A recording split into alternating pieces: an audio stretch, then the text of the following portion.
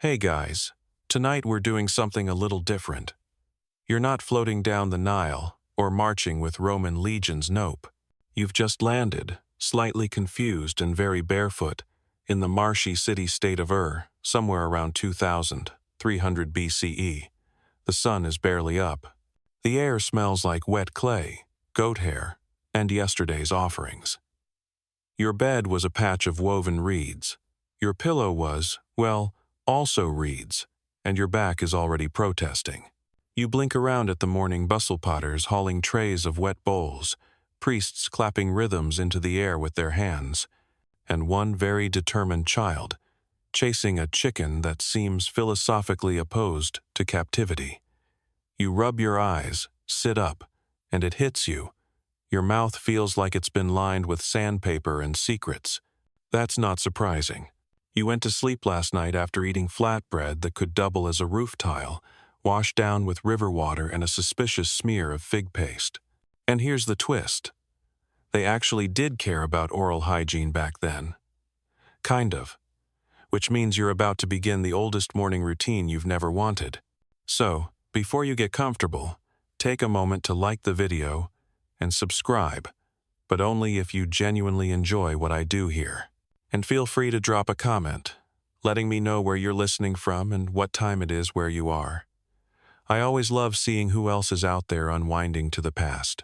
Now, dim the lights, maybe turn on a fan for that soft background hum, and let's ease into tonight's journey together. The woman tending the small fire in the corner of your host's home looks at you and gestures toward a wide, flat bowl. Inside it, a soft grayish powder with little white flex-pulverized seashells, crushed and ground until the whole mix looks like ash with a hint of bone meal. There's also a faint whiff of fennel, maybe licorice root. It's hard to say when your sinuses are still adjusting to 4000-year-old mold. This is your toothpaste. Well, not paste exactly. There's no minty swirl or bubbling foam, just ancient powder and the vague promise of abrasiveness. The shells, you learn, come from the Persian Gulf, traded upriver in exchange for grain, wool, and a small herd of surprisingly uncooperative ducks. The locals believe the grit helps scrub the rot from your mouth, and in fairness, it probably does. Or at least, it removes something. You pinch some of the powder between your fingers and try not to think about how it crunches like ground-up pottery. Then comes the tool. No brushes, no nylon. You're handed a frayed twig, chewed soft at the tip. It smells faintly of something herbal. Maybe licorice root again, or maybe that's just wishful thinking. This is your chew stick, a device used throughout the ancient world and still in parts of it today.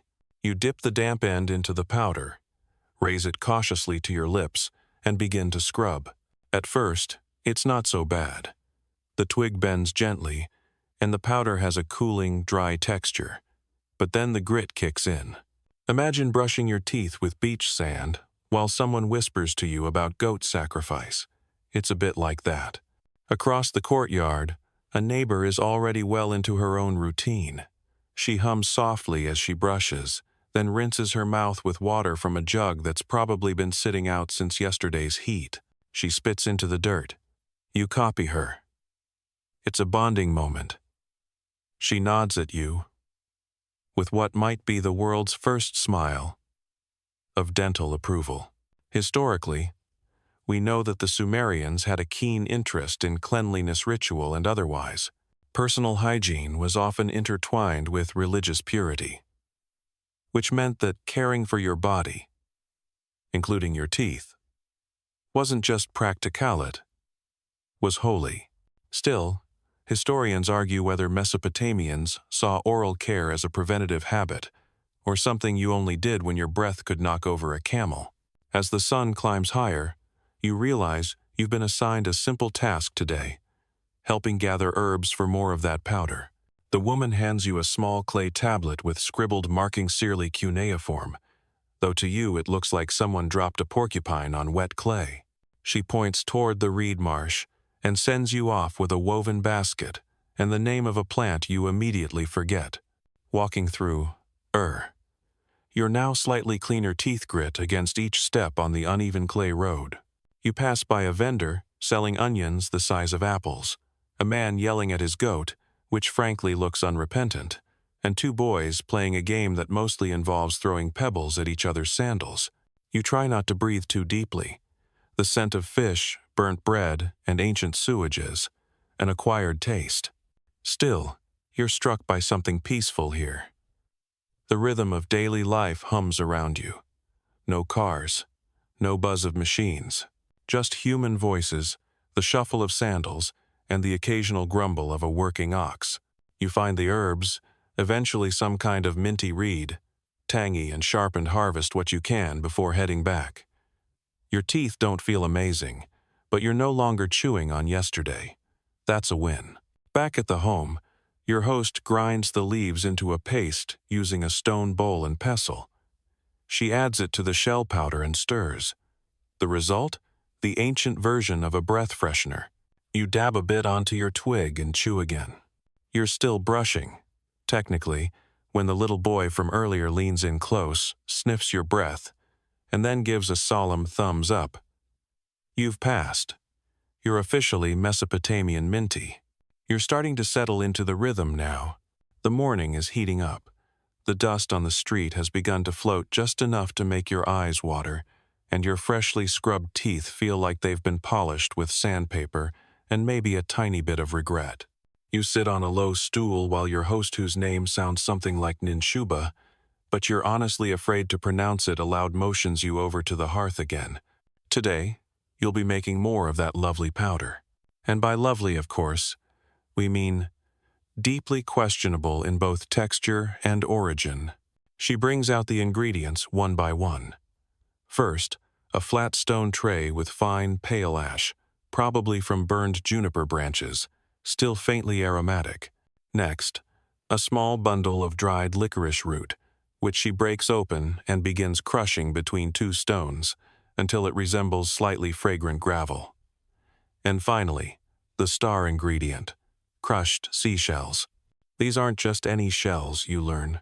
They were traded down the Euphrates, brought in by river merchants, who smelled like salt and had suspiciously few teeth themselves. These shells have been bleached in the sun, then ground until they resemble bone-colored flour.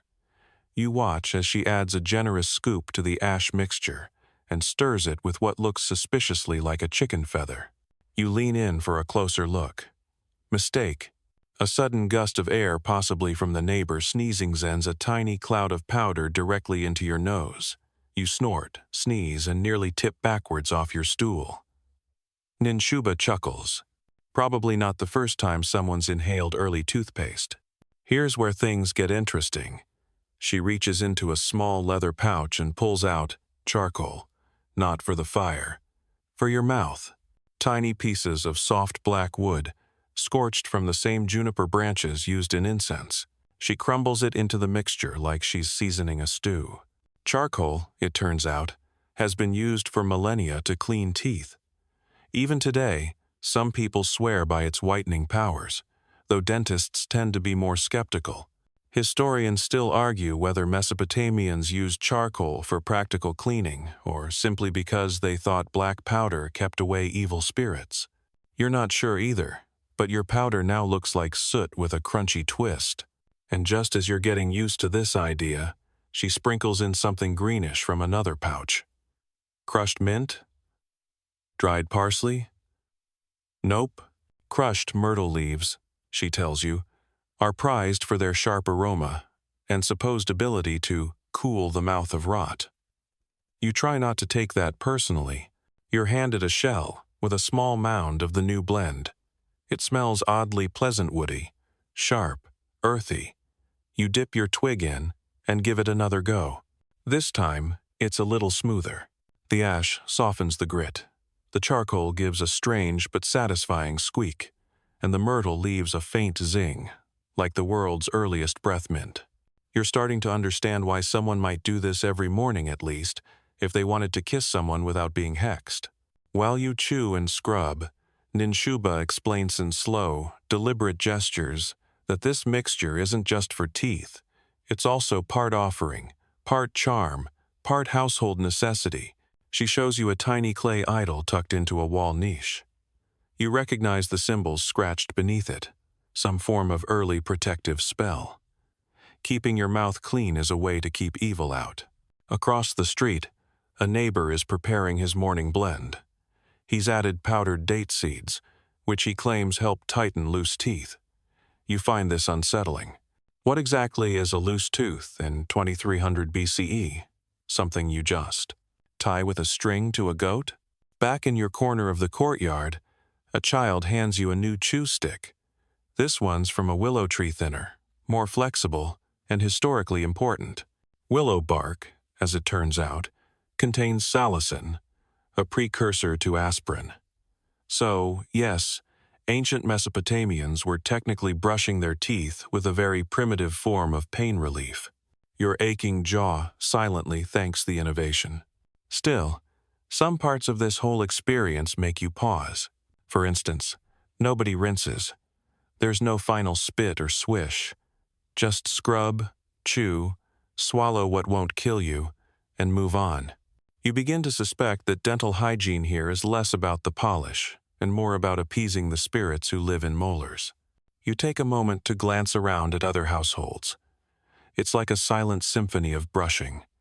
People stand near doorways, stooped over clay bowls, chewing and spitting and muttering soft incantations.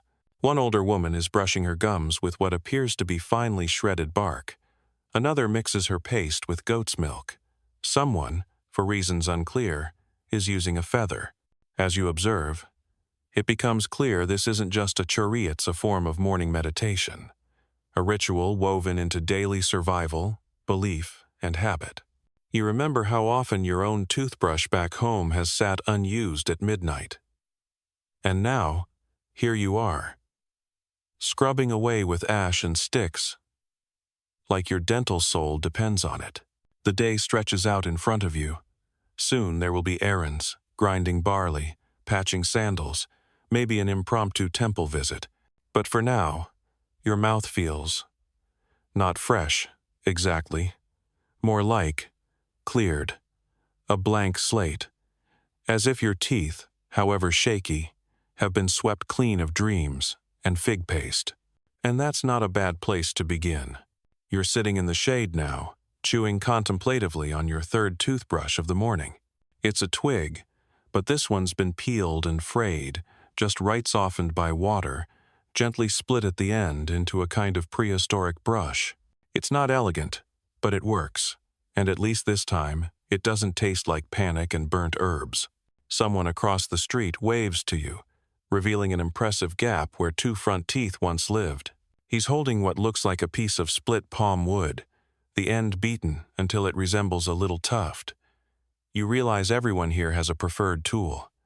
There are no store-bought brushes, no plastic handles, no rainbow bristles, just the ingenuity of the ancient world, paired with local vegetation and a lot of dental optimism. Today, your host introduces you to the full spectrum of Mesopotamian oral accessories. First up, the frayed end twig. Still the classic. It's effective at brushing, sort of gentle, and doubles as a chew toy when conversation gets boring. Most often, it's made from salvadora, willow, or even pomegranate wood, depending on what's nearby and what kind of spirit you're hoping to ward off. Then there's the fibrous rita sharp, bendy stem that, in theory, can reach those tricky molars. In practice, it's more like poking your gums with nature's toothpick. You try it once, just once. A drop of blood appears immediately. Ninshuba gives a sympathetic nod, pats your shoulder, and quietly takes the reed away. Historically, these implements were used all across the ancient Near East, and similar versions show up in ancient Egypt, pre-Islamic Arabia, and even parts of early China. The chew stick miswak in some culture shahs survived for millennia, which says a lot. Mostly that it works, or at least it doesn't hurt more than it helps. Of course, your Mesopotamian neighbors aren't just jabbing random sticks into their mouths. There's an art to this. Certain woods are believed to cool the breath. Others are considered warm, meant to balance your inner body heat. especially if you've been eating too much roasted goat. Historians still argue whether these preferences came from trial-and-error wisdom or deeply rooted mysticism. You suspect it's a bit of both. You're shown how to trim the end of the stick to refresh it, and how to store it usually upright, in a little clay cup near the hearth. Everyone's toothbrush looks slightly chewed, slightly blackened from ash, and unmistakably personal. There's no sharing, not even among family. You consider this a small victory for ancient sanitation. As mid-morning heat creeps up the brick walls, you wander through the market with your new brushing implement tucked behind your ear like a stylus. No one questions it. An old merchant offers you a fresh twig with a wink, claiming it comes from a tree blessed by Enki himself. You take it. It smells like licorice and sandalwood, and possibly exaggeration. At the herbalist's stall, you find bowls of powdered fennel, dried cloves, and bundles of aromatic bark. These are expensive, but they're sometimes added to brushing powders for those who can afford a little breath enhancement. One tablet fragment displayed on the stall tells of a temple guard whose breath was so foul, a priest reportedly passed out mid-chant. Since then, breath-freshening herbs have been prized, especially for those working indoors with gods. You're told that some families crush barley husks into their mixture sharp enough to clean, not so sharp they cause injury, unless you're clumsy. Others dip their chew sticks in honey wine to sweeten the mouth and please the household gods. You make a mental note not to combine that with crushed onions, or licorice, or fish, which are, confusingly, all listed as ingredients in various recipes. Back at the courtyard, a man you haven't met before asks if you want to floss. You nod too quickly. Turns out, this involves a thin reed split lengthwise and used to scrape between teeth. You try not to yelp. It's effective. Kind of like dragging a stick through an archaeological site inside your mouth. You learn that toothpicks, real ones, carved from bone, metal, or hardwood, were common among the elite. Clay figurines have been found with tiny holes between the teeth. Likely decorative, but possibly a nod to actual dental tools. Even cuneiform tablets reference tooth needles or mouth prickers, which you sincerely hope were not reused between friends. Chewing twigs becomes part of your routine. You find yourself reaching for one while waiting for food, while walking to the well, even while listening to an elder recite a hymn that seems to last somewhere between 5 minutes and eternity. There's something rhythmic and oddly calming about it. You notice people aren't brushing once a day, they're doing it several times, casually, like you'd chew gum. It's part of social etiquette. Before entering the temple, before eating, after vomiting. You don't ask. Something about spoiled goat milk. What's most surprising is how normalized all of it is. You've arrived in a civilization with no written dental manuals, no licensed practitioners, and yet they're managing. Their tools aren't sleek, their ingredients aren't always safe, but the idea: scrub the teeth, freshen the breath, prevent the rotus fully alive. You pass an elderly man sharpening a twig with a bronze knife, humming. He's missing a few teeth but still proudly brushing the rest. You ask him, through gestures, how long he's been doing this. He shows you his twig, smooth from years of use, and taps his chest, then his mouth, then the sky. You think he means forever. The sun is high now, beating down on the baked clay walls and casting long, sleepy shadows across the alleys of Ur. You're beginning to understand why everyone moves so slowly, why there's a deliberate stillness to life here that has nothing to do with laziness, and everything to do with avoiding spontaneous combustion in wool tunics. You've just finished your third awkward attempt at asking for water using pantomime, and a truly embarrassing goat impression when your host calls you back to the courtyard. It's time to visit someone special, the neighborhood mouth healer. You follow her through winding lanes that smell faintly of roasted barley, river silt, and the ghost of 10,000 fish. Along the way, she explains that when brushing fails her, when someone chews one too many pebbles hidden in flatbread, it's time to seek help. Not from a doctor necessarily. No, this is someone different, You arrive at a modest structure made of mud brick and stubbornness. Tucked beside a small shrine, a faded carving of Gulathe, goddess of healing, watches you from the lintel. Inside, it's dim and cool. The air smells of old herbs, clay dust, and something sharp you can't place. The mouth healer is a man in his late middle age, wiry, barefoot, and dressed in a robe streaked with stains in earthy hues of probably cinnamon and definitely blood. His beard is braided with copper wire, and he squints at you like you owe him money and a better posture. He gestures for you to sit on an upturned basket. You comply. Then he brings out his tools. First, a long, thin bronze pick. It has a hooked end and absolutely no business being near anyone's gums. Next, a kind of spoon-shaped scraper made from a goat's rib. He calls it the lifter. You try not to react. Then comes the most alarming. A stone pestle, blackened from use. It's used, he explains through mimed gesture, to press out swelling, or, if needed, to convince a tooth it's no longer welcome. The basket you're sitting on suddenly feels far less stable. He begins examining your teeth with the hooked pick, muttering under his breath in Sumerian. You catch a few words. Too soft, foreign mouth, and probably barley. Related. Then he reaches for a small clay pot and smears something on your gums. It's cool, sticky, and smells faintly of myrrh and what is that fermented garlic? Apparently, yes. This is his numbing paste, a blend of local herbs, sap, garlic, and possibly hope. Historians still argue whether this was actually effective as an anesthetic or just distracted patients by tasting aggressively awful. Either way, your lips are tingling. He pokes around a bit more and seems generally unimpressed by your dental state, though perhaps also intrigued. He lifts your upper lip like he's inspecting a melon. Then, without warning, he taps one molar sharply with the goat rib spoon. You yelp. He nods solemnly. Diagnosis: grumpy tooth. Mesopotamian dental specialists, if you could call them that, weren't part of a formal guild. But there are records, scratched into clay tablets, of practitioners who focused on oral ailments, toothaches, mouth ulcers, and even broken jaws from poorly timed ox incidents.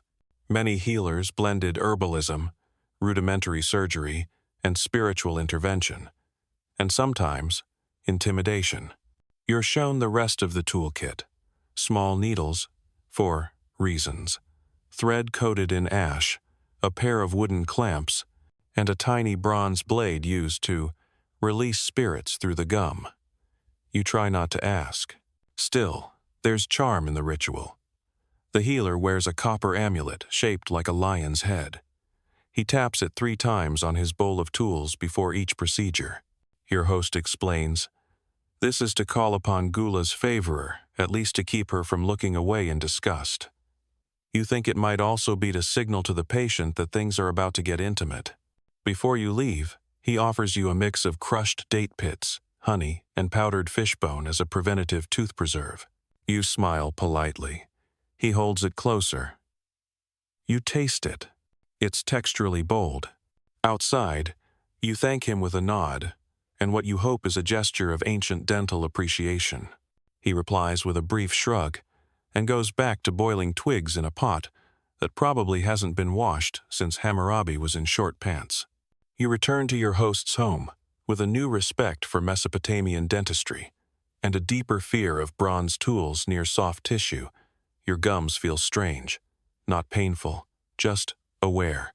That night, as you lay on your mat of reeds, you hear someone down the street wailing in the dark. Your host whispers that it's another patient of the mouth healer, likely mid-extraction. You roll over and clutch your chew stick like a talisman. Tomorrow, you decide, you will brush a little longer, maybe even twice. You wake before dawn to the sound of someone chanting soft, rhythmic syllables drifting in from the neighbor's courtyard. For a moment, it sounds like prayer. Then you hear a sharp clink, the unmistakable scrape of pestle on stone, and a muffled thup that might be a goat sneezing or someone spitting. Either way, it's time to get up. Your gums still feel oddly tingly from yesterday's healing visit, and you're cautiously avoiding chewing on your left side.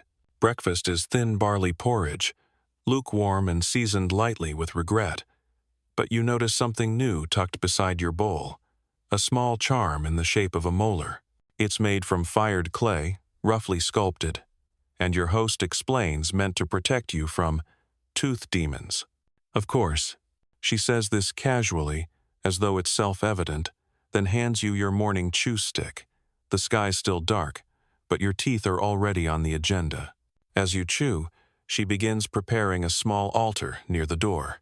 A figurine of Gula is placed carefully on a reed mat, surrounded by a circle of dried herbstime, licorice, something sharp-smelling that makes your nose twitch.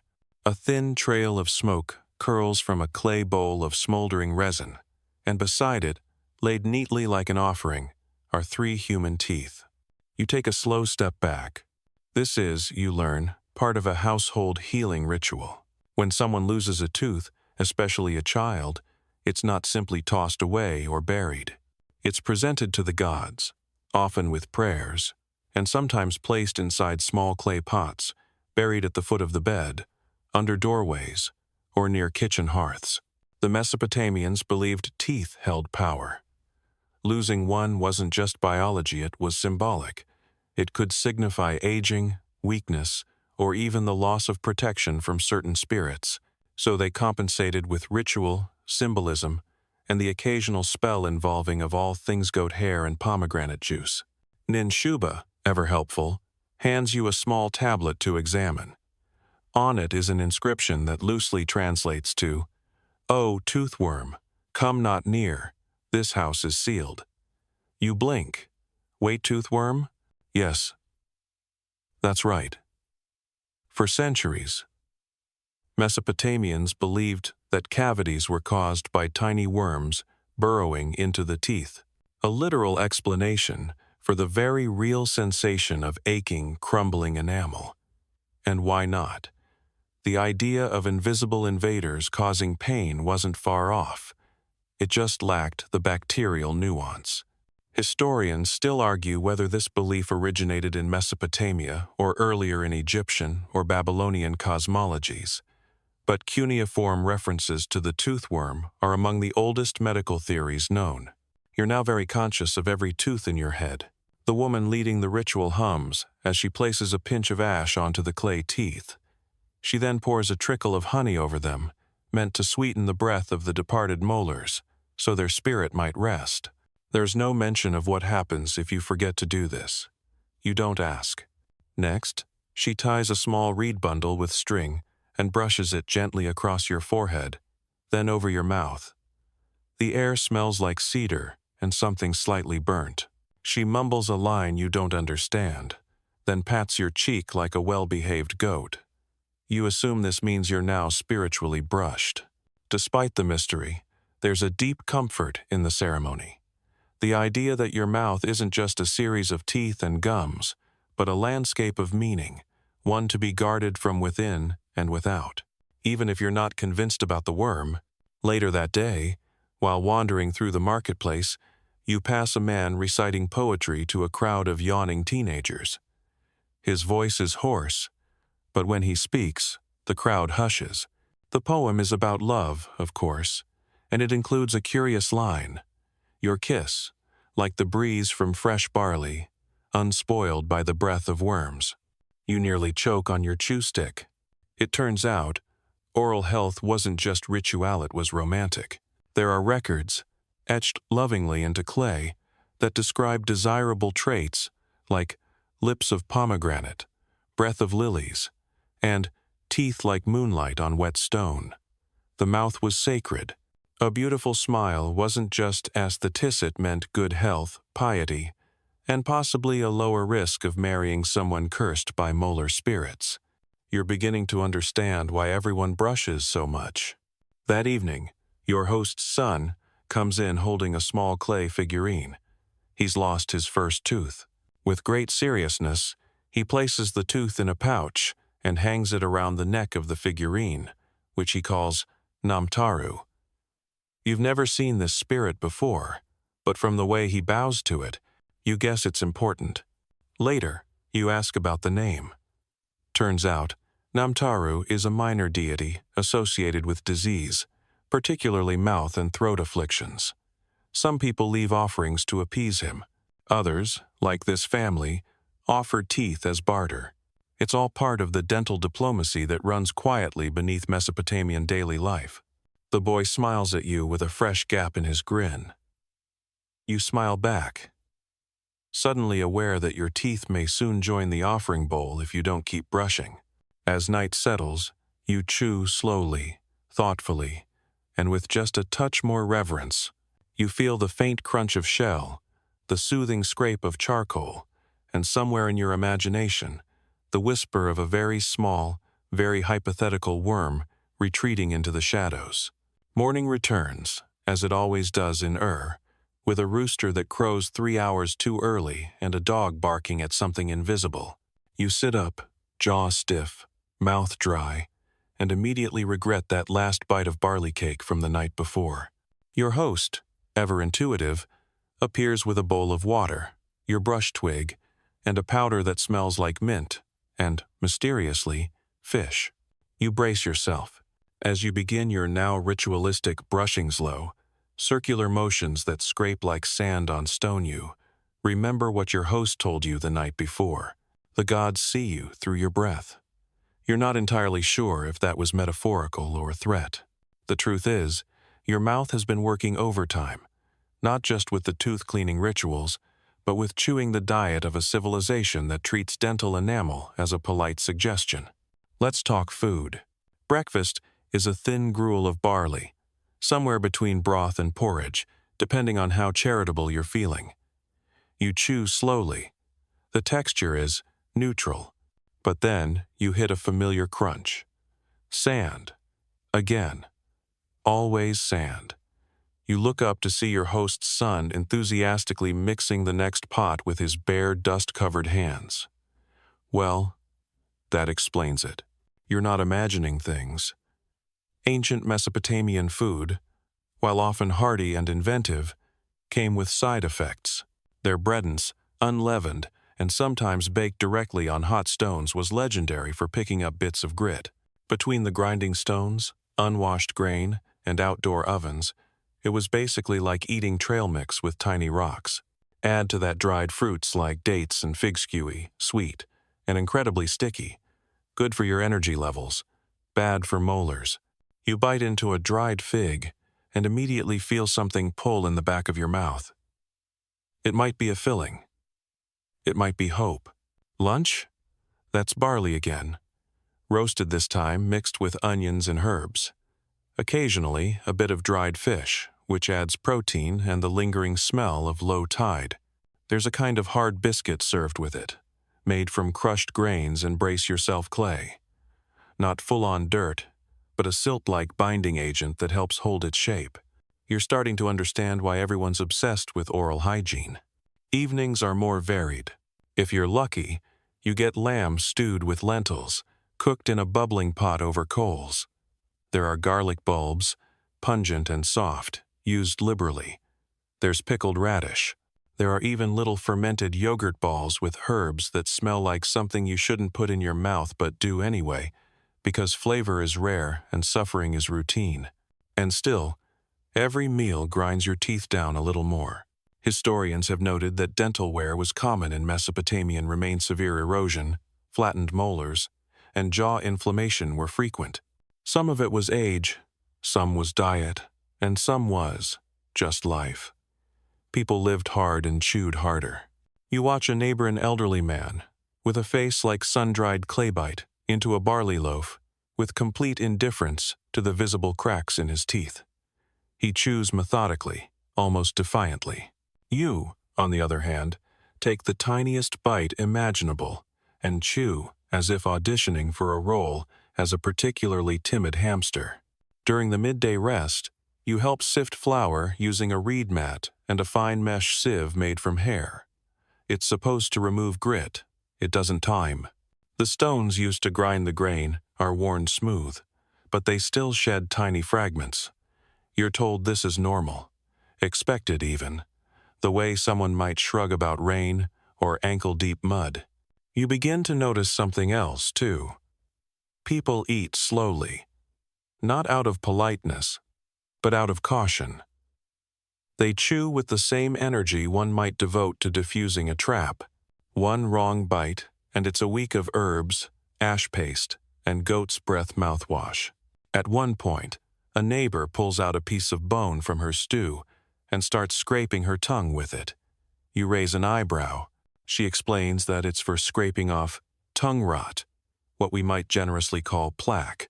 Then she offers you a turn. You decline. Still, it's not all bleak. The food, once you get past the danger, is surprisingly rich. Lentils are seasoned with sumac and coriander. Grains are toasted with sesame oil.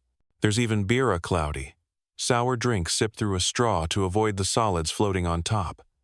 It's thick, strange, and makes your mouth feel like it's being politely mugged by a swamp. But it helps soften the bread. And your mood. Some meals involve communal eating. You sit in a circle, pass bowls and tear bread. Everyone watches everyone else chew like spectators at a high-stakes tournament of bite management. Someone drops a grain cake. No one laughs. That's serious waste. Back at the house, your host pulls out a small folded cloth. Inside are 3 tiny stones worn smooth and blackened with use. You ask what they are. She mimics chewing, then rubbing. Tooth polish. Literal stone polishers. You try it. It's like dragging a pebble across your enamel while whispering apologies to your gums. And yet, you kind of like it. There's something almost calming about the attention everyone pays to their mouths, as if, in a world of chaos off floods, famine, taxes paid in sheep, your teeth are one of the few things you can manage. You lay down that night with a full belly and a slightly smoother molar surface, chewing gently on a minty twig. Your jaw is tired. Your breath, oddly, is not unpleasant, and in the distant dark, you hear someone softly humming while they brush. You smile, carefully. You wake up to a breeze, drifting through the reed door warm, dry, and carrying the scent of baked clay and roasted garlic. It's oddly peaceful, until you yawn and feel something. Twinge.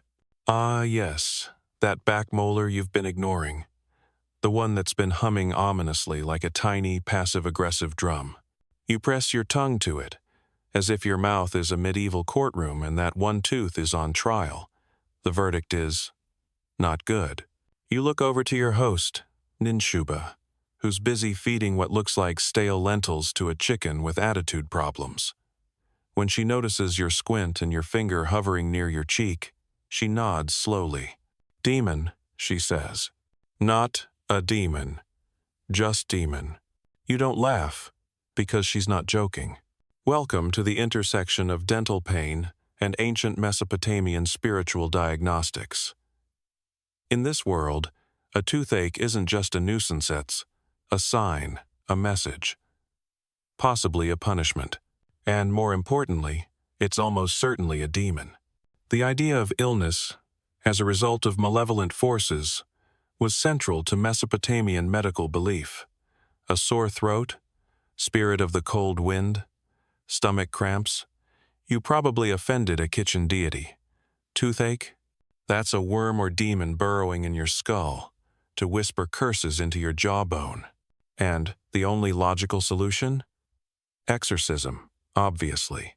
Your host hands you a small cloth pouch. Inside is a sliver of copper, a piece of dried fig, and what you're 60% sure is a mouse tooth. She motions for you to follow. You do, because your molar is now throbbing like a war drum. She takes you to a nearby house marked by symbols scrawled in ash on the doorway. Inside, it's dim and cool, the kind of room that smells like wet charcoal, fear, and a little too much incense. A priestess greets you not with a hello, but by gently smearing clay across your forehead. This is going to be something. The ceremony begins with a chant. Slow, rising syllables that repeat like waves. Shamshu Nijina, Shamshu Nigina. You don't know what it means, but it feels rhythmic, like a lullaby for your nervous system. Your host holds your hand. The priestess lights a small bundle of herbs, probably myrtle, maybe sage, and wafts the smoke toward your mouth. Then she circles you 3 times. The demon, she explains, must be confused. You resist the urge to say, he's not the only one. Have. Next comes the reading. She opens a clay tablet inscribed with what looks like jagged bird footprints. It's a spell, a magical incantation recorded by temple scribes centuries earlier. The words call upon Gula, goddess of healing, and Enki, lord of fresh water and wisdom. The idea is simple: banish the tooth demon with poetry, smoke, and sheer peer pressure. Here's where it gets chewy. Literally.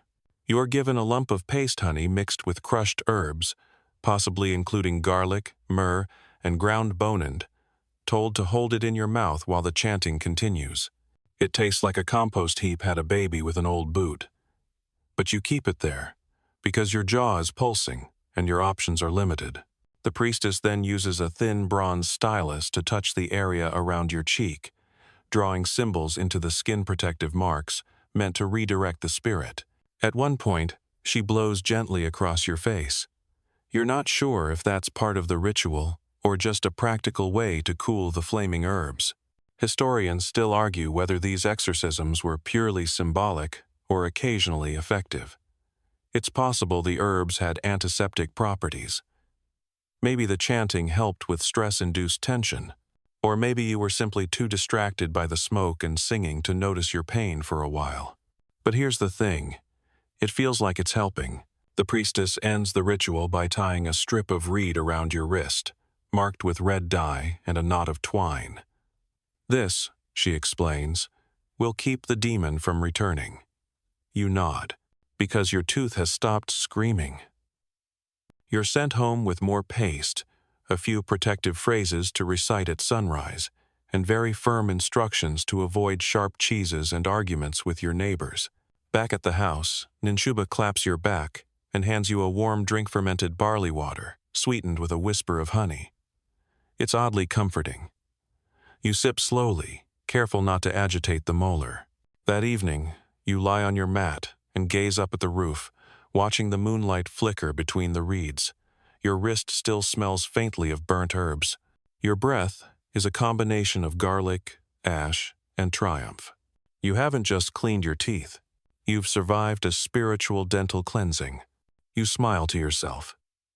Carefully, it's early again, but this time the sun seems slower to rise, as if it too needed a day off. You stretch carefully, avoiding any facial contortions that might invite your still dodgy molar to reawaken. You chew the end of your twig, a fresh one, soaked in river water overnight, and glance toward the temple walls, glowing faintly in the early light. Today's special. Ninshuba informs you, with a hint of reverence in her voice, that it's a feast day. That means offerings, singing, more incense than oxygen, and most importantly, most rituals for the temple priests. You're going to witness something rare: divine dental care. The temple is larger than any structure you've seen here. Its mud brick facade is painted with faint remnants of once vibrant pigment soaker, cobalt and black. Tall banners hang like sleeping tongues, and at the gate, a young boy sweeps crushed reeds into neat spirals. The moment you enter, everything feels hushed. Not quiet, exactly, but deliberate. Like the building itself is watching its breath. Inside, the scent of cedar oil clings to every surface. A line of young acolytes walks barefoot across cool tiles, carrying bowls of water, bundles of herbs, and scrolls marked with protective glyphs. You're ushered to the side, where a cluster of villagers, mostly elders, watch solemnly as the rituals begin. It starts not with prayer, but with rinsing. Each priest, before stepping onto the dais to chant, must perform what they call Nush Shapua mouth cleansing. They dip their hands into a shallow stone basin, lift the water to their mouths, swish with slow, reverent rhythm, and spit it into the reed-lined trough. Then comes the pasty and aromatic mix of mint, camphor, and powdered lapis lazuli. You blink. Lapis? Yes. Ground gemstone. Reserved only for the elite and the divine. You're told it sharpens the breath, wards off decay, and pleases the gods with its radiant blue sheen. Or perhaps it simply looks impressive when applied ceremonially to your molars. Historians still debate whether it was symbolic or believed to have medicinal properties. Either way, you're not putting crushed gemstones in your mouth anytime soon. The brushing that follows is precise. Each priest uses a specially carved stick, tipped with cotton-like fibers from soaked date palm husks. The motion is slow, almost meditative, not a task to finish, but a prayer in movement. You notice that the act of brushing here isn't private. It's performed publicly, communally, with no shame or rush. Oral cleanliness, in the eyes of the gods, reflects inner purity. A dirty mouth isn't just unsanitary, it's unholy. One priest, barely older than you, spends a full 10 minutes just scrubbing his tongue while humming a minor chord. You respect the commitment. A senior priest enters, carrying a scroll and what appears to be a golden twig. It's ceremonial, obviously, but you also notice the faint shimmer of something sticky on the end resin. He brushes 3 times across his front teeth, recites a verse from a hymn to Nabu, then passes the twig to the next priest. Shared tools might seem unsanitary to you, but here it's seen as sacred continuity. Then comes the chanting. The air fills with low, resonant syllables that seem to hum beneath your skin. Each phrase rises like smoke, curls, and settles. The priests chant in turns, their mouths now freshly scrubbed, and their breath deemed clean enough to speak to the divine.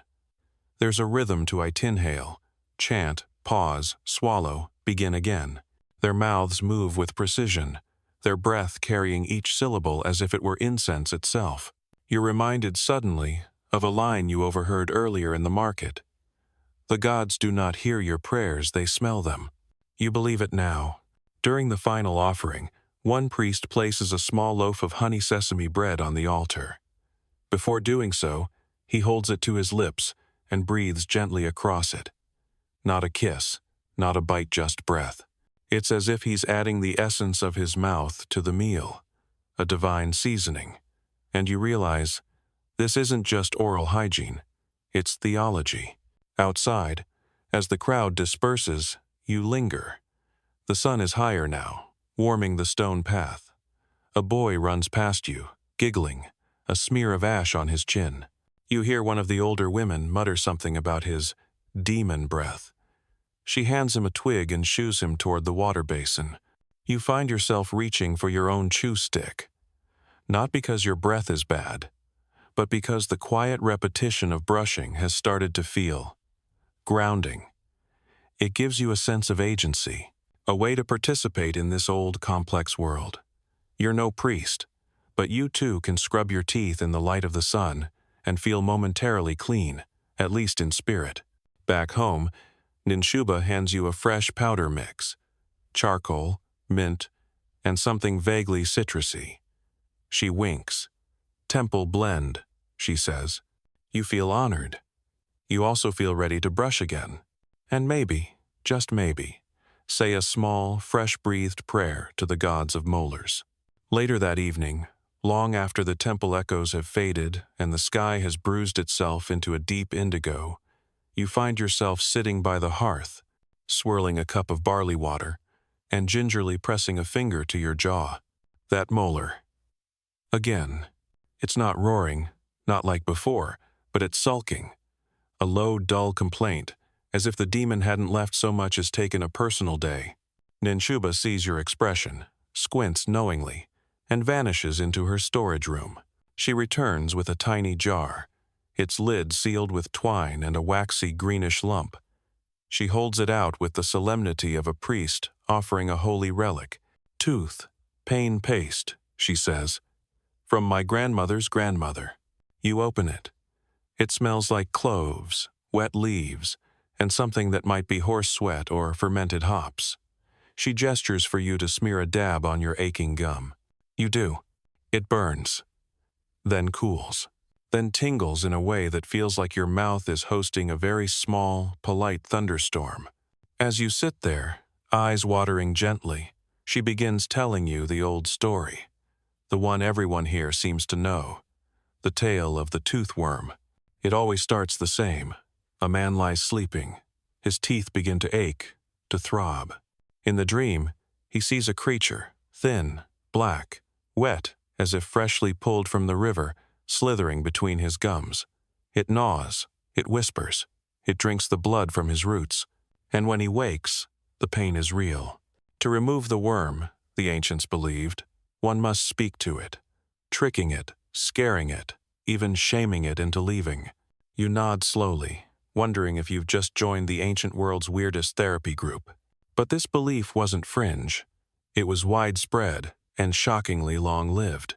The toothworm appears in Sumerian texts, Babylonian clay tablets, Assyrian healing scrolls, and even later in medieval Europe. The idea endured for thousands of years. Historians still argue whether it began as a metaphor that people later took literally, or if the sensation of cavities simply felt so much like wriggling that the myth naturally emerged. Either way, you've now joined a long and unbroken tradition of fearing your own molars. To appease the worm or evict it, depending on your goals, Mesopotamians had several approaches. You've already experienced one, the chanting exorcism. But there are others. Ninshuba brings out a box of oddities. A sliver of dried pig's ear, a tuft of matted wool, and a tightly wound scroll the size of your thumb. She unrolls it carefully, revealing lines of cuneiform etched in careful, slanted precision. It's a tooth charm, a spell specifically meant to bind the breath of the worm and bury its hunger. The text instructs the healer to recite the name of the afflicted, followed by a short poem accusing the worm of theft and betrayal. Then you're supposed to bury a goat's tooth under the patient's pillow, for reasons. Sometimes the ritual involves honey, other times more questionable urine. You're told the most potent remedy of all is to shout the worm's name into a sealed jar and then bury it by the river. There's no consensus on the worm's name. That part is intuitive. And here's the strange thing. It kind of works. At least, people believe it does. And belief, when you live in a world without Novocaine, X-rays, or even consistent toothbrushesis, a powerful form of pain relief. You're shown another method. A wax tablet engraved with a fish symbol. This, you learn, represents the tooth eater, a spirit believed to feed on neglect. The fish must be placed near the hearth, facing outward, to lure the spirit away from your mouth and into the fire's warmth. You ask if it's safe to eat after that. You're met with silence. Before bed, you're given a clove to chew, bitter, aromatic, and strangely soothing. Clove oil, as modern readers may know, has mild anesthetic properties. The ancient Mesopotamians didn't know that, but they knew something about its effect. Which is honestly more impressive? Lying on your reed mat, you watch the fire flicker against the wall, casting shadows that twitch like nervous spirits. You recite very softly a line from the charm. Toothworm, dark as night, your feast is ended. Be gone. It sounds ridiculous. It also feels reassuring. And maybe that's the whole point. Your eyes close slowly. The ache is dull now, distant. Outside, the wind picks up, whispering down the alleyways like someone brushing their teeth in a hurry. You smile faintly, lips parted, teeth bared, half in amusement, half in defiance. The worm, for now, is gone. You spend the next morning doing something that absolutely no one in ancient Mesopotamia would describe as thrilling: grinding toothpaste. Or, more accurately, grinding the ingredients for what barely qualifies as toothpaste and might more honestly be called tooth dust. Ninshuba is already kneeling by the grinding slab, sleeves rolled up, hair tied with a reed cord, and looking far too cheerful for someone about to pulverize fish bones. Yes, fish bones. Today's blend includes river powder, a catch-all name for anything collected from fish cleaning, dried by the sun, then ground into a fine grit. According to your host, it makes the teeth stronger, like scales. You nod cautiously. You don't want to be rude, but you also don't want to brush with tilapia. Your job? Grind the bones and shells with a flat stone the size of a dinner plate. It's smooth from years of use, and as you begin pushing crushed fragments across its surface with the matching handstone, you can feel the centuries behind each scrape. There's a rhythm to it. Press, push, gather, repeat. It's almost meditative, until a bit of ground fish spine flings itself into your eye. You blink. Ninshuba offers a leaf to wipe your face, chuckling gently. You suspect this is the Sumerian equivalent of, "It builds character." To the mix, she adds bits of burnt bread crust for texture. Ash from fig branches for mild abrasion, and a pinch of dried mint for mercy. The resulting substance is a pale gray grit with flecks of black and white. It smells faintly of campfire and regret. You love it already. The process isn't random. These recipes, if you can call them, that are passed down like family secrets. Each household has its own blend. Some prefer more charcoal. Others add chalky clay dug from the riverbank. A wealthier neighbor once confessed to mixing in powdered pearl shell. You didn't ask how they got it. You just nodded respectfully and backed away from their shimmering smile. There's also method in the madness. Ash serves as a disinfectant. Charcoal absorbs odors. Fishbone adds calcium. And mint. Well, mint is self-explanatory. Even demons dislike bad breath. As the powder nears completion, Ninshuba brings out a new addition, a small bowl of barley flour. You watch in confusion as she stirs it into the paste. "Binder," she says, "or else it flies away in the wind." Makes sense. A powder that doesn't glue itself to your brusher. Your face won't do much good. With the flour added, the texture thickens. It's still gritty, but now slightly doughy, like very ambitious sand. You test it. It's awful, but it's also familiar. You've now tasted enough ancient dental blends to recognize the flavor spectrum. Smoke, bitter, sharp, and faintly sweet. This one leans earthy, with a distinct, "what died here" undertone. But your teeth? They feel smoother already. Still, you wonder how the ancients knew what worked and what didn't. Did someone once brush with pure river clay and think, "Ah, yes, this is progress"? Or were these ingredients chosen by trial, error, and the occasional medical emergency? Historians still debate how much of Mesopotamian oral care was based on observation versus tradition. Some tablets hint at experimentation. Others cite dreams, omens, or instructions from gods who apparently had a vested interest in human molars. Either way, the result is sitting in your hand, a blend of earth, ash, plant, and bone painstakingly ground by people who believed that a clean mouth was not just healthy, but spiritually fortified. After your own paste is mixed, you're invited to store it in a small jar shaped like a sleeping sheep. It's adorable. You try not to let the gritty, garlicky contents ruin the vibe. Ninshuba writes a short inscription on the lid using a stylus. For the guest with many teeth, you're honored and mildly threatened. You watch her prepare her batch, similar, but with a dash of date syrup. She explains that sweetness makes the gods smile. You nod. Then watch her daughter, barely 6 years old, grab a stick and brush like a pro. No fuss, no flinching. You're being outdone by a toddler. At lunch, you overhear 2 elders discussing a new trend, using sheep's milk to soak chew sticks overnight. Makes the teeth slippery, one says. The other nods and adds, also confuses the worms. You smile. Carefully. Before the meal, you join in the washing ritual. Hands, face, and mouth. Everyone uses their own powder, no sharing allowed. It's both hygienic and deeply personal. like choosing your shampoo or your favorite tea. You chew your food more thoughtfully now. Every bite feels like a conversation with your teeth. Was that too crunchy? Are we still friends? Back at the courtyard, the paste sits drying in the sun, forming delicate cracks across its surface. It will be broken into chunks later, stored in cloth, or ground again before use. This isn't fast, it isn't glamorous, but it's deeply human, part science, part ritual, all care. You catch your reflection in a still basin of water. Your teeth aren't white. They never were.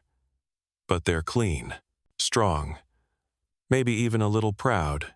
You dip your twig in your fresh batch and smile. For once, the taste doesn't surprise you. You made this. By now, brushing your teeth has become as natural as breathing, though. Admittedly, still more abrasive. You reach for your chew stick instinctively, each morning, each afternoon, and sometimes just because someone across the courtyard starts doing it, and you feel socially obligated. It's communal, like yawning, but dustier. But today you're not grinding paste or facing down molar demons.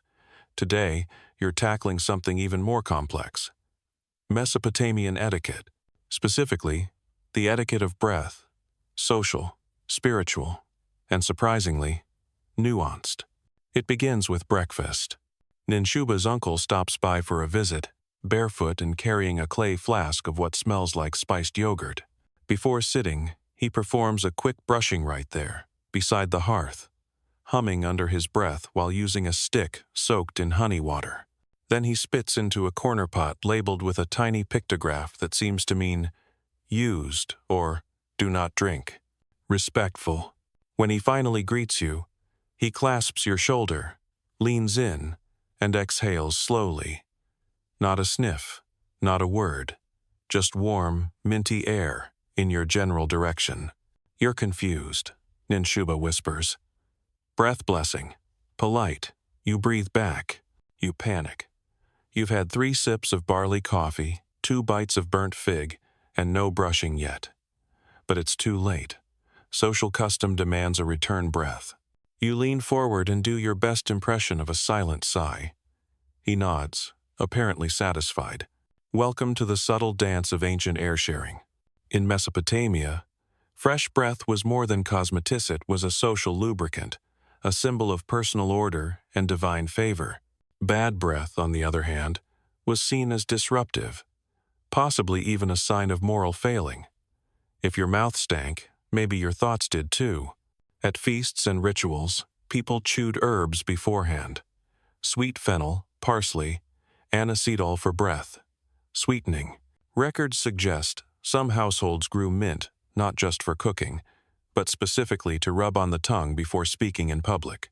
You're invited to a small gathering Latera kind of storytelling circle, led by an elder who, you're told, once debated a priest about whether onions should be considered sacred. High drama.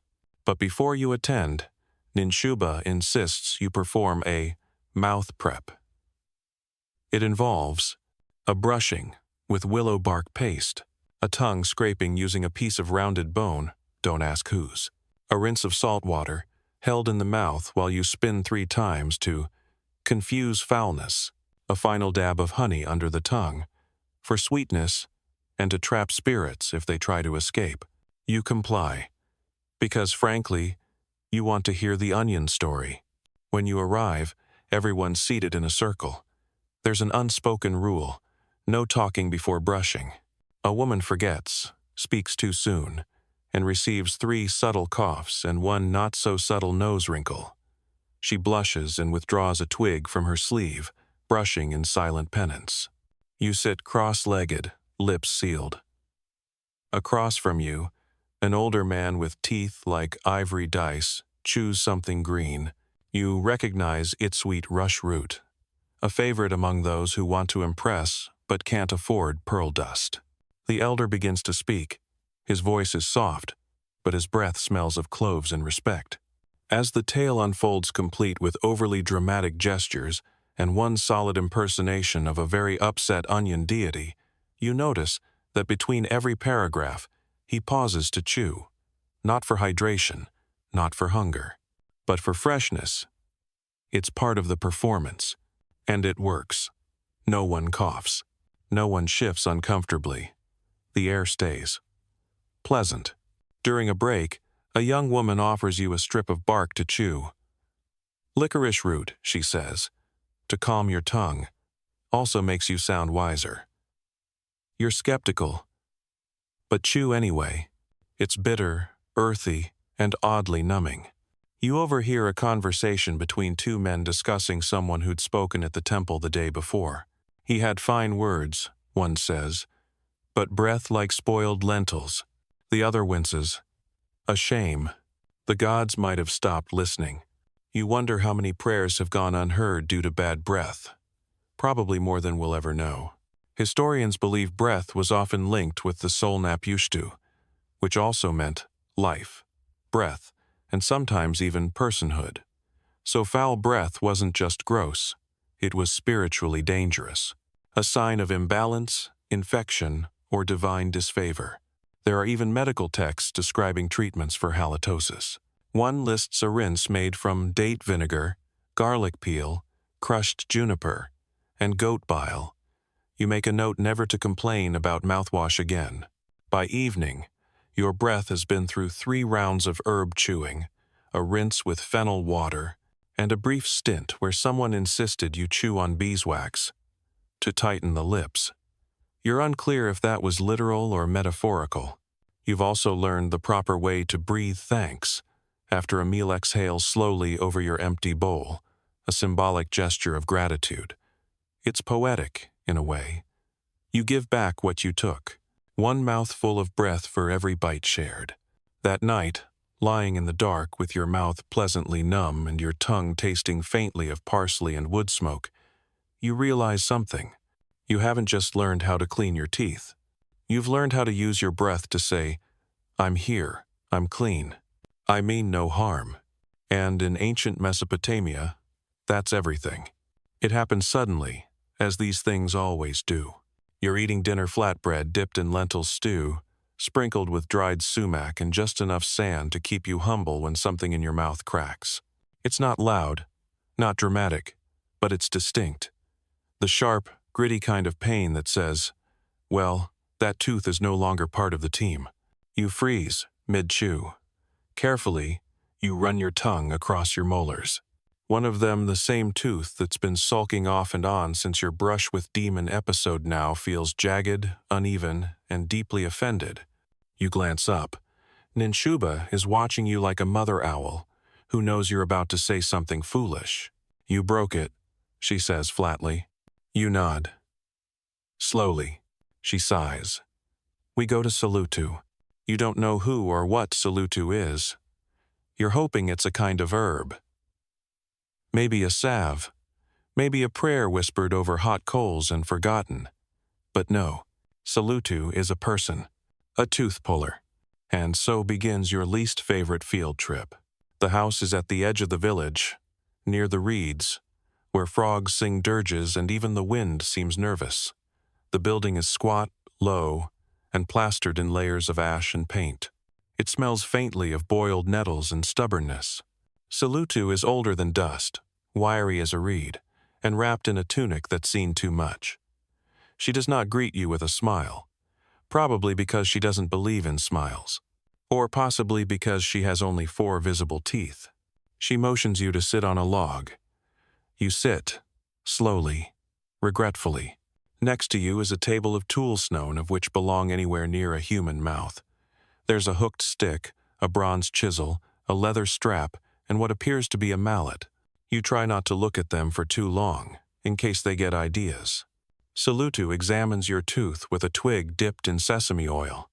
She pokes, squints, pokes again. Then she mutters, rotten at the root. My nose so.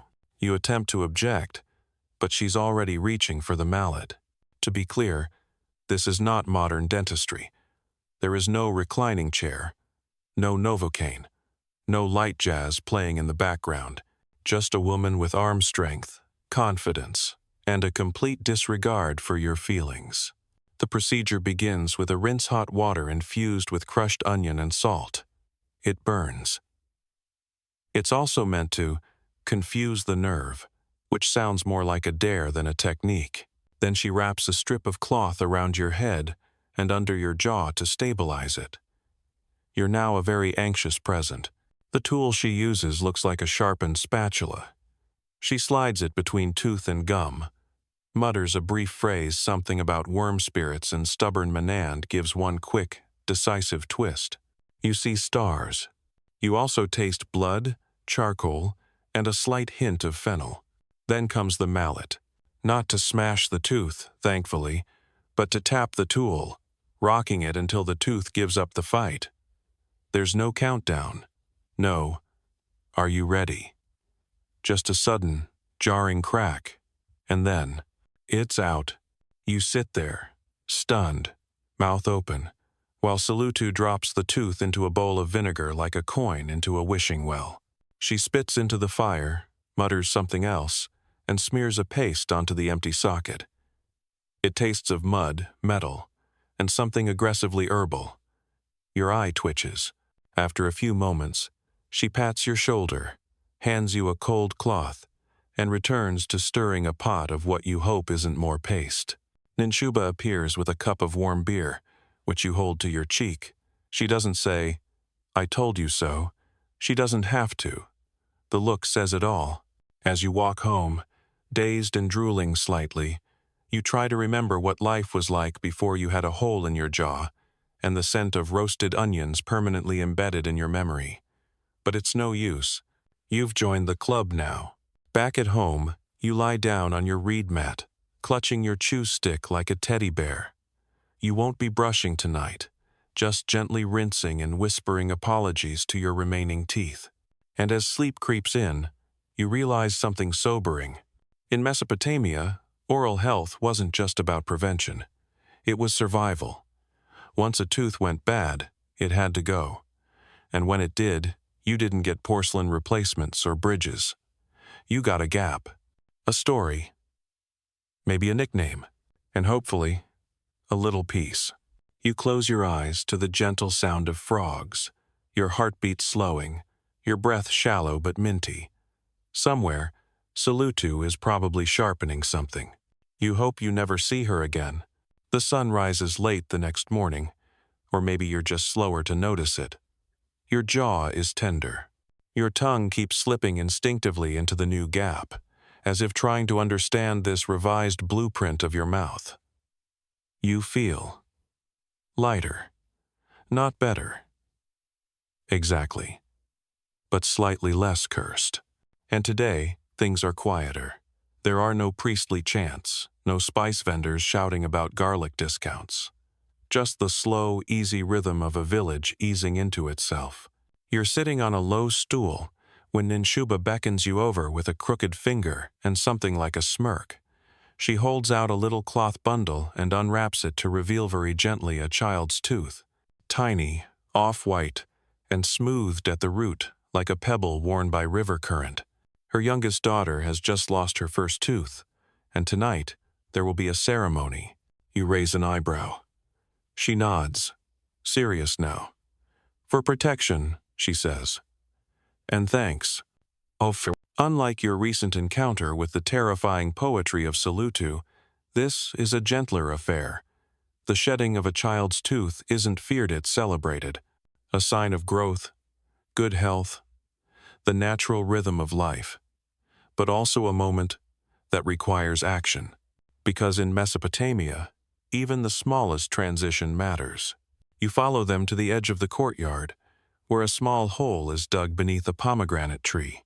The girl places her tooth in the earth, carefully, like it might break, and whispers something you can't quite hear. Her mother covers the tooth with a pinch of barley, a few dry petals, and a thumbprint of salt. The tooth is buried, not discarded. Because what is buried is contained, hidden from spirits, shielded from wandering demons, who might use it as a door back into the child's body. You're not sure you believe it, but you do admire the logic. And it's not just children. Adults, too, sometimes bury their teeth, especially if removed due to illness.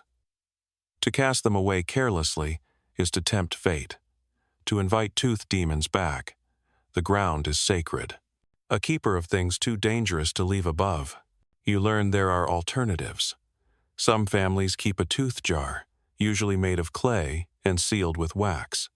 These are kept on high shelves, in rafters, or tucked into niches beside household gods. Not displayed, but acknowledged.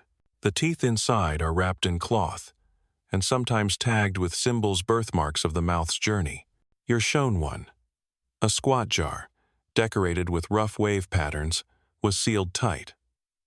Inside, 3 small molars and 1 adult incisor. Cracked, but carefully saved. My brother's, Ninshuba says. Before he left for the hills, he didn't return. You nod, not asking for more. Even in death, teeth mattered.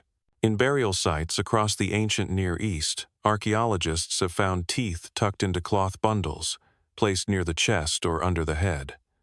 Not always intentionally symbolic sometimes, just what remained. But often, deliberately arranged. As if to say, this was part of me once. It still is. There are stories, too, of tooth theft, believe it or not. Children waking to find their buried teeth disturbed, the soil shifted, and then falling ill days later. Spirits blamed.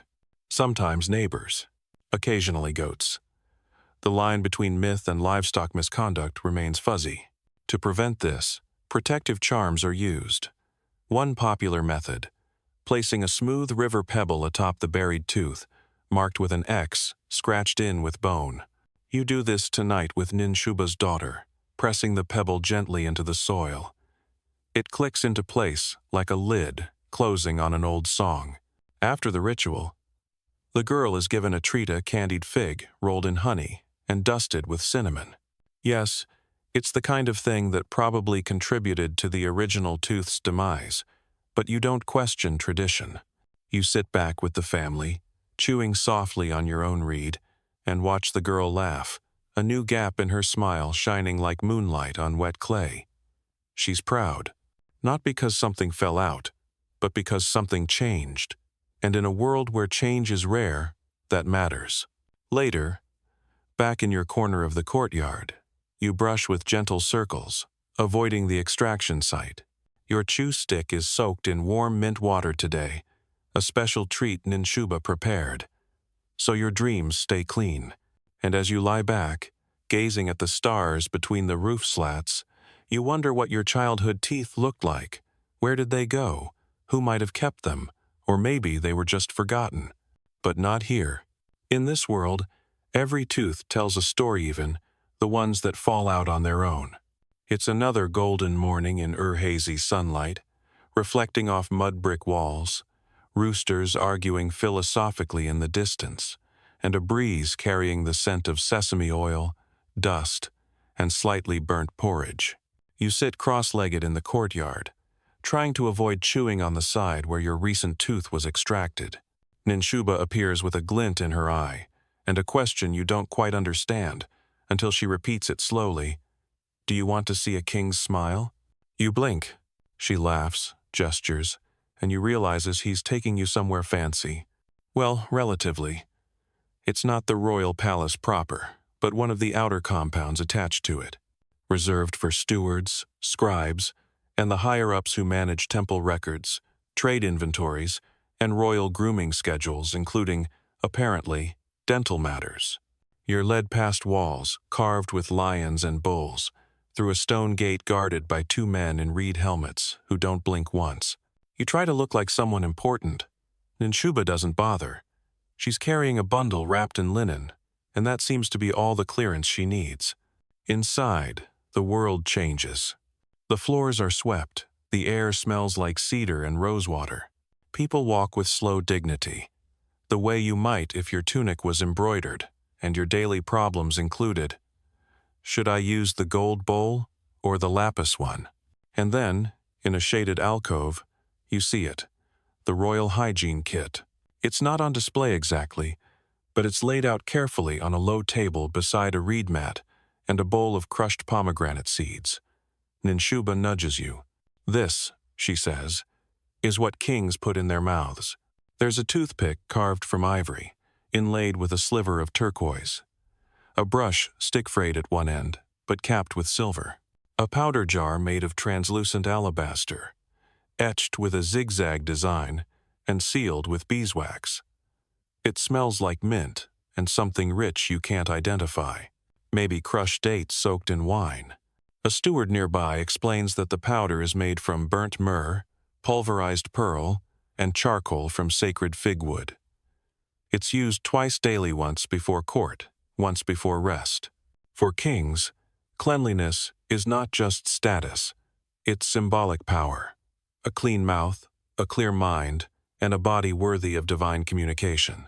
You're also told that the king's healer checks his breath every morning. Yes, checks his breath.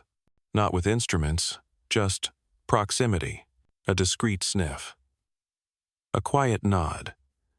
If something's off, the king is served a honey and garlic mixture believed to cleanse the tongue and restore verbal authority. You try not to imagine being that court official. In the corner, a young scribe is grinding herbs into a thick paste. His tablet notes list ingredients in beautiful, looping cuneiform.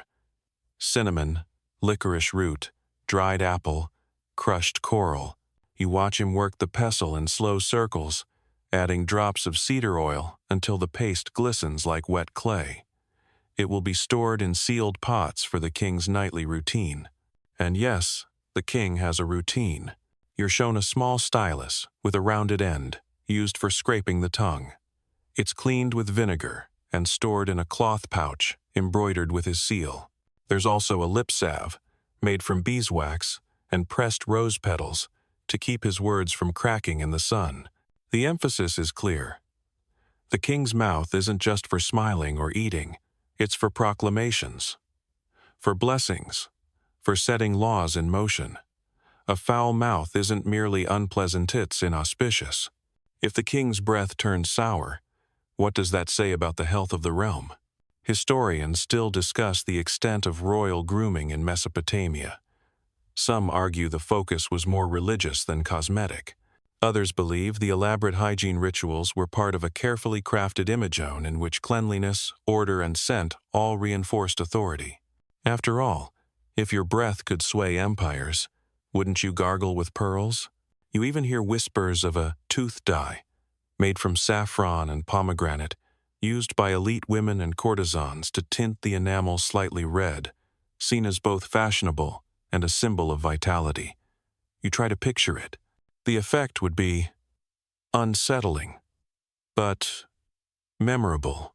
Before you leave, Ninshuba gives you a wink and a pinch of the royal powder. "Try it tonight," she says. "Dream like a king." You walk back through the sunlit streets, powder tucked in a pouch, feeling oddly regal for someone still missing a tooth. That night, you prepare your twig, scoop out a pinch of the glistening mixture, and begin brushing. It's smoother than anything you've tried. Aromatic, slightly sweet. It tingles faintly on your tongue. You close your eyes and imagine sitting on a throne, issuing decrees with perfectly polished incisors and breath like crushed moonflowers.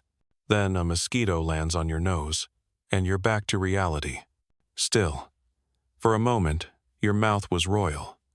And that's something. You rinse, you smile. Carefully, and somewhere in the quiet distance, you swear you hear a scribe muttering about garlic again. It's your last night in Ur. You don't say it aloud, but something about the way Ninshuba ties the curtain reed tighter than usual, the way she double-checks the water jar, the way her daughter hands you your chew stick with a quiet little nod, it all feels like a goodbye. Today has been slow, not lazy, just gentle. No errands, no exorcisms, no surprise extractions.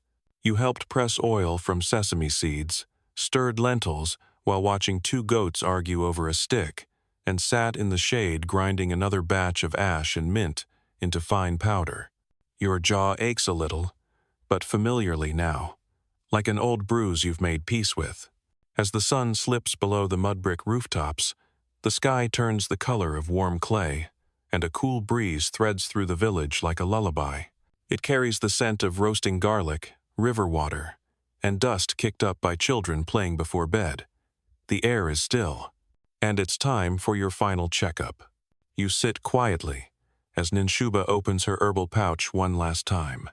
She selects a bit of charcoal and sage, adds a pinch of dried pomegranate rind, and hands you your custom mix, the one she's refined for you. It smells earthy, sharp, and oddly comforting. You brush slowly. The motion is deliberate now, almost meditative. You're no longer scrubbing, you're honoring. Each tooth is a marker of days survived. Each stroke is a kind of thank you. You catch your reflection in the water basin. Not cleaner, exactly, but steadier. Ninshuba brings out a lamp, its flame flickering against the clay walls. The light dances as she sits across from you with her chew stick, brushing in companionable silence. Her daughter curls up nearby, already half asleep with her brush tucked under her arm like a doll. You realize this isn't just hygiene. This is family, ritual, identity, the rhythm of cleaning, of protecting, of preparing for tomorrow, even when tomorrow is uncertain. As you rinse, she offers you something new, a pressed wafer made from barley flour, sesame oil, and crushed herbs. A sleep tablet, she says, not to eat, but to breathe over. You're to place it near your sleeping mat, so your final breath of the day passes through something sweet. You accept it with both hands. She then hands you a tiny wrapped bundle, your chew stick, trimmed just right, and a pinch of your favorite powder inside a folded leaf. Travel provisions, she says, just in case. You sit beneath the stars, brushing one last time, softly humming a song you heard in the temple. It's a lullaby for molars, a prayer for gentle chewing, a farewell whispered from between your teeth. And now, as you lie back on your reed mat, head against the softened bundle of woven cloth, the city of slowly exhales around you. A dog barks in the distance. Somewhere, someone sneezes. Then silence. The sky above is vast, starlit, older than any empire, older than any mouth. You close your eyes and listen. A breeze lifts the curtain reed. You breathe in. Mint, ash, dust, memory. You breathe out. Gentle, clean, content.